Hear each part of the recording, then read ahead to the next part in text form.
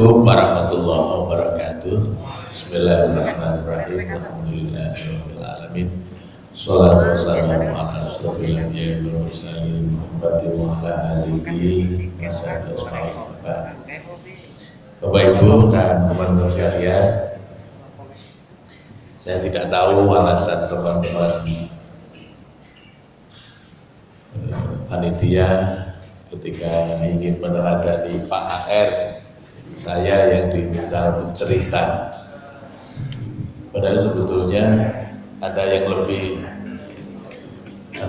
otentik ya, karena di sini sebetulnya masih ada Pak Sukri, ya, Pak Sukriyanto HR itu yang putranya langsung, ya, putra Pak HR Rudin. Ada juga Dr. Fauzi, Dr. Fauzi HR, dan lain-lain. Tapi memang kerinduan dari betul Mas Agung, kerinduan terhadap Pak HR itu makin lama makin terasa. Ya, kalau saya kebetulan di daerah-daerah, bahkan pernah Pak saya ngaji di Bojonegoro, Jawa Timur di BDM. Setelah selesai ngaji, kalau di sana kan banyak juga Ikhwanuna yang ikut ngaji di pengajian akad pagi di Bojonegoro itu, karena Muhammadiyah di sana kan minoritas Pak. Jadi teman-teman NU juga ikut ngaji. Maka tradisinya, jadi setelah selesai ngaji itu kemudian jamaah terutama yang ada di dalam masjid, karena sampai ke jalan-jalan keluar jamaahnya banyak sekali, kemudian berjabat tangan dengan penceramah. Nah, pada saat jabat tangan itu ada yang lucu, tiba-tiba ada orang tua yang ikut mendengarkan pengajian itu, kemudian menjabat tangan saya, lalu dengan sangat halus beliau mengatakan begini, nyuwun pangapunten Pak, menapa panjenengan menika putranipun Pak HR. Jadi pada waktu itu dikira saya ini anaknya Pak HR, jadi saya ikut berbangga karena dianggap anaknya Pak HR. Mungkin itu menunjukkan betapa kerinduan akan Pak HR itu sedemikian rupa, sehingga ada yang mirip-mirip itu, wah ini kira-kira anaknya Pak HR. Padahal saya hanya mirip gemuknya Pak, yang lainnya masih jauh mungkin. Nah, sebetulnya yang lebih mirip malah Mas Agung. Itu zaman memang waktu itu ya seperti inilah kira-kira Pak HR posturnya. Gini Pak. Iya, cuma mboten jenggoten. Nah, kalau teman-teman lihat foto Pak HR di kalender atau di mana itu kan pakai serban. Tapi saya sendiri belum pernah melihat Pak HR pakai serban begitu, karena itu tidak pernah dilakukan oleh Pak HR. Nggak tahu kenapa fotonya yang ditampilkan yang itu. Jarang sekali Pak HR pakai serban. Pak HR itu ya biasa saja. Kalau pakai peci ya pakai peci hitam biasa. Kalau kemana-mana bahkan seringkali juga kalau rapat PP, kalau pas ini ya pecinya dilepas ya biasa saja. Seperti umumnya keluarga Muhammadiyah. Jadi Pak R biasanya tidak terlalu dengan simbol-simbol yang seperti itu harus pakai sorban. Nah, kebetulan PBN terutama diinisiasi oleh teman-teman RSPO pada periode yang lalu ingin membuat profil beberapa tokoh. Nah, salah satunya Pak R. Nah, waktu itu sudah dibuat film pendek, mungkin hanya sekitar 10 apa 20-an menit gitu. Tapi dari cerita itu sebetulnya mulai menggambarkan, menarik sekali, seperti apa sebetulnya Pak HR, terutama untuk teman-teman yang tidak sempat ketemu. Kalau saya sendiri, saya merasa sangat beruntung karena sejak saya di BPIPM, saya jadi wakil bendahara, kemudian saya jadi ketua, itu kan sering kantor di PP. Nah, karena sering kantor di PP itulah kesempatan saya banyak berinteraksi dengan beliau. Nah, kebetulan pada saat kita sedang ada di PP, ada situasi yang menyebabkan kami lebih sering berinteraksi, yaitu pada waktu itu, kalau Bapak Ibu teman-teman masih ingat, asas tunggal Pancasila. Jadi waktu itu ada tuntutan dari Orde Baru bahwa semua ormas itu harus berasas Pancasila.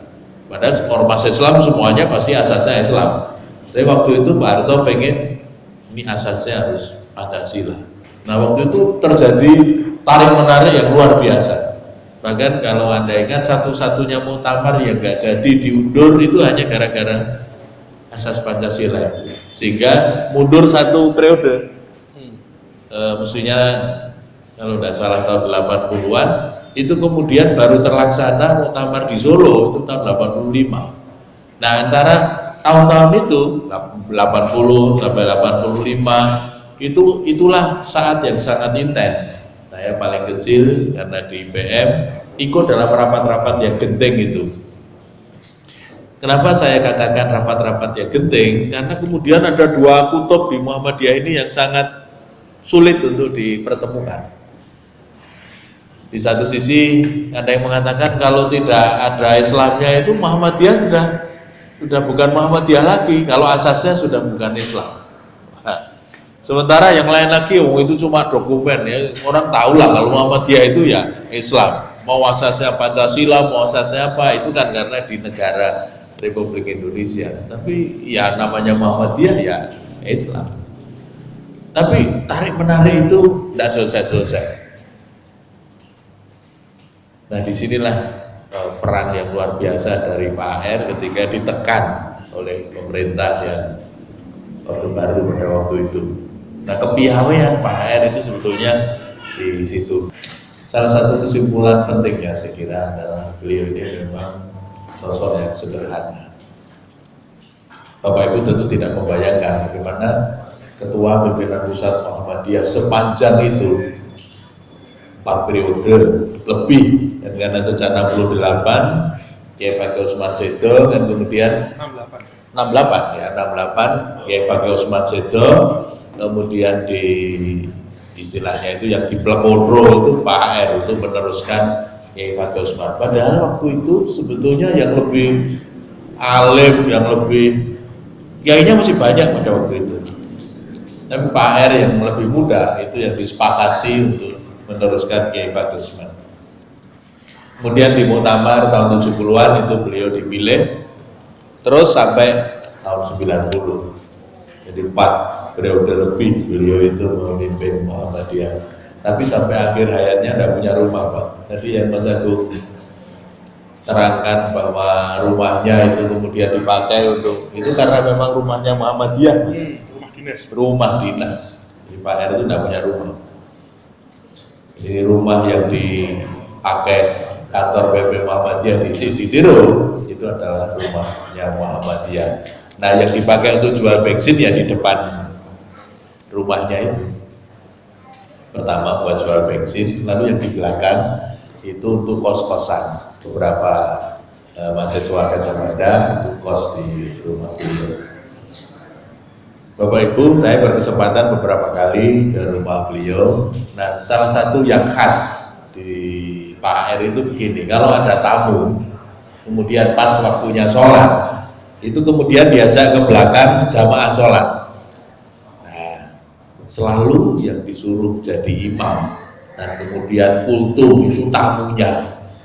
Bapak Ibu bisa bayangkan saya yang IPM, sowan ke beliau pas waktu sholat. Diajak sholat, ayo imam. Wah itu rasanya kayak kakinya nggak ada. Ngimami Pak AR, bisa dibayangkan tokoh yang sangat saya hormati tiba-tiba saya yang harus jadi imam dan harus kultum. Wah ngespun diwanek-wanek. Tapi itulah gaya Pak AR. Artinya kaderisasi yang paling baik itu yang memberi kesempatan, memberi peran. Nah termasuk peran untuk melaksanakan tugas sebagai imam dan kultum di hadapan beliau, di rumah beliau. Itu luar biasa itu lebih berat dari ujian disertasi. Wah sudah suruh jadi imam, suruh kultum di rumah Pak R. Nah rupanya teman-teman lain juga punya pengalaman yang sama. Pokoknya saya di rumah beliau mau nabrak jam sholat itu mesti diajak ke belakang di musola beliau itu, suruh ngimami terus utuh. Dan Pak R mendengarkan dengan sungguh-sungguh.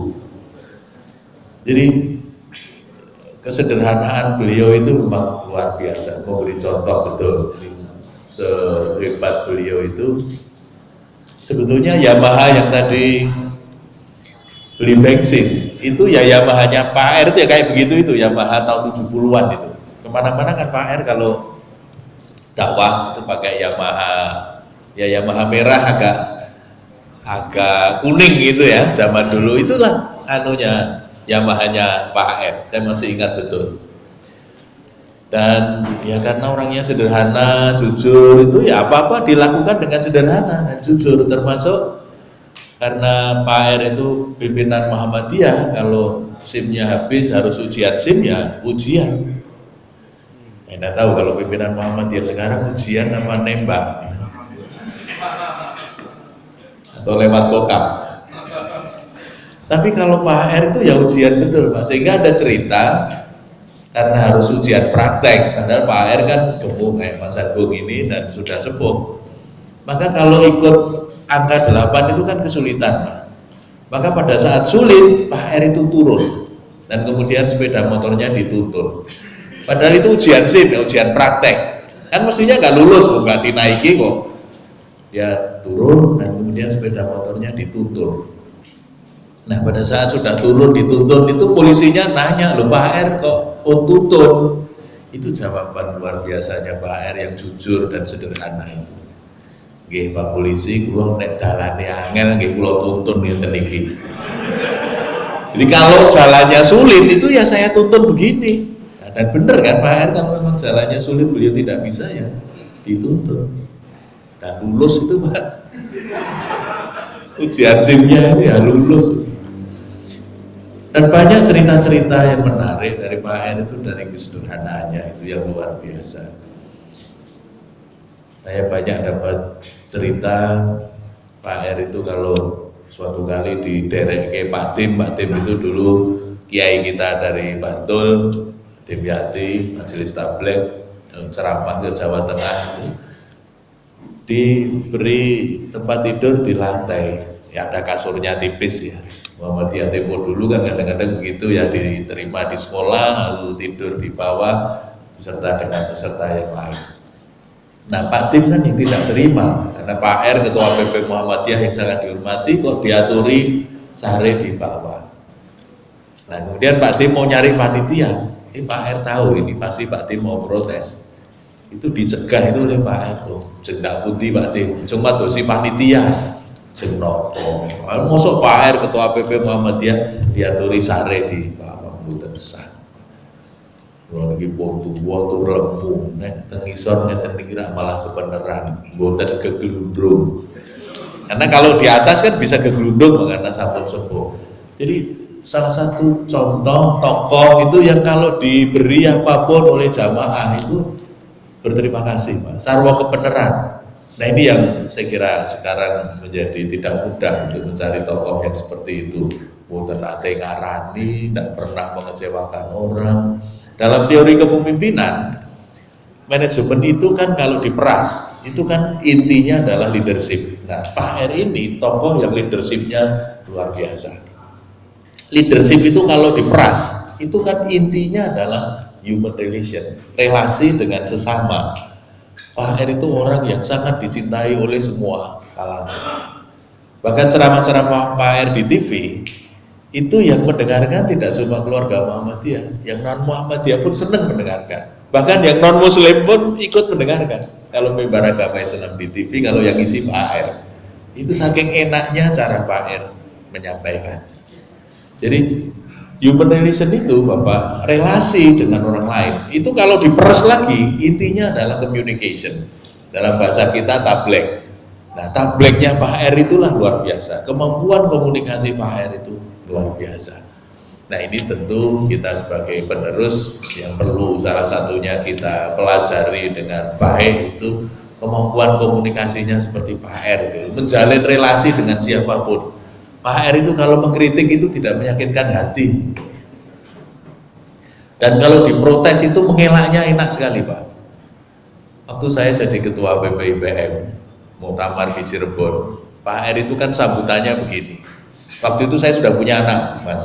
Saya sudah punya anak, ketua IPM tapi sudah punya anak. Kalau sekarang nggak musim ya, kalau dulu nggak apa-apa, ketua IPM sudah punya anak. Nah Pak HR itu waktu nyambut dengan gayanya yang khas itu begini. Kepada pemerintah, Pak HR itu menyampaikan harapan begini. Terima kasih, nah, diberi izin. Nah terus mohon bimbingannya, karena ini masih anak-anak, mohon bimbingannya. Tapi kalau perlu dibantu, mohon juga dibantu. Nah caranya minta itu Pak HR itu enak sekali. Caranya minta bantuan. Sampai di Jogja, di kantor PP, pas kita jamaah sholat, ya biasa kami masih muda-muda ini, secara berkelakar kami protes. Karena Pak R membahasakan IPM itu masih anak-anak. Saya waktu habis sholat itu saya protes Pak R, IPM anak-anak toh Pak. Apa jawab Pak R? Lah kowe ra ya wis anak-anak toh. Maksudnya kamu kan sudah punya anak. Jadi caranya apa? Membalikkan logika itu luar biasa. Pak R itu ini yang saya tidak meniru beliau, merokok. Ya, Pak R itu merokok. Nah, itu sering dibully oleh bapak-bapak PP yang lain, termasuk oleh almarhum Pak Bakri Syahid. Pak Bakri Syahid itu mantan rektor UIN, tokoh kita juga. Nah, pas rapat dengan kami di kantor PP, saya lihat sendiri bagaimana Pak AR itu dikerjain oleh Pak Bakri Syahid. Dan mereka karena sesama kauman itu cara komunikasinya lepas saja. Nah kebetulan Pak Bakri Syahid itu masna, istrinya 2, yang satu di Jakarta. Nah Pak Bakri Syahid itu mulai ngerjain Pak AR, ketua PP Muhammadiyah, kelepas kelepus. Maksudnya kelepas kelepus itu merokok. Ketua PP Muhammadiyah merokok. Apa balasan Pak AR? Nek Kang Bakri merokok wae ora wani wong Jogja Jakarta. Maksudnya Pak Bakri Syahid itu merokok saja tidak berani karena dia harus Jogja Jakarta. Maksudnya karena istrinya satu di Jogja, satu di Jakarta, jadi merokok saja nggak berani. Itu cara begini-begini Pak AR itu cepat sekali, luar biasa. Setiap Jumat pagi, tokoh-tokoh kita itu dulu badminton di Maklimat. Kalau Jumat pagi di depan Maklimat itu ada lapangan badminton, ada Pak Jindar, ada Pak almarhum Pak Judi, bapaknya Pak Jaman, Tapak Suci. Nah itu Pak Judi, Pak R, itu kalau badminton di Maklimat. Itu ya garap-garapan. Nah kebetulan Pak Judi ini kan anaknya banyak.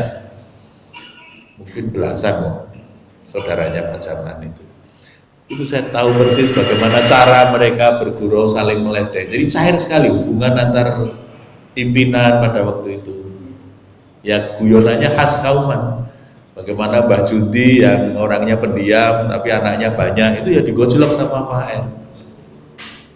Karena Mbah Judi ini sandale kayak sandale kleru dadi. Jadi untuk garap banyaknya anaknya Mbak Judi itu digarap begitu sama Pak Enek. Mbak Judi itu sandalnya kleru tadi karena saking banyaknya anaknya Mbak Judi. Jadi hubungan di antara mereka itu luar biasa. Tapi juga relasi Pak R dengan NU, dengan pemerintah juga luar biasa. Saya tahu persis waktu muktamar Tarjih di Malang, Pak R sudah siap duduk, saya kebetulan menjadi panitia. Undangan dari NU itu yang datang Yusuf Hasim, PAUD, ya Kiai Yusuf Hasim. Beliau datang terlambat, Pak R sudah duduk. Kiai Yusuf Hasim itu terus datang ke depan menemui Pak R dengan cara NU, jabat tangan dan dicium. Kita semuanya terhenyak. Kiai Yusuf Hasyim waktu itu PBNU mencium tangan Pak AR di hadapan khalayak majelis tarjih. Jadi hubungan mereka itu akrab sekali. Dan pada saat Pak AR wafat, itu Kiai Yusuf Hasyim itu sedang kondur dari Jombang mau ke Jakarta lewat Pantura, di radio mendengar kalau Pak AR itu sudah sampai Pantura balik lagi ke Jogja karena ingin melayat Pak AR. Jadi kecintaan orang, tidak hanya warga Muhammadiyah yang di luar kepada Pak AR itu luar biasa.